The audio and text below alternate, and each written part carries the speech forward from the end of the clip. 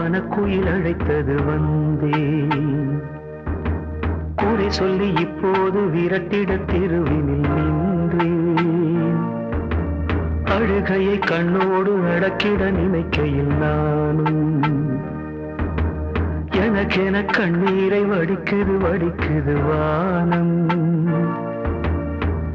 உனை நினைத்து உயிர் துடித்து தினம் தினம் நான் இசை படித்தேன்.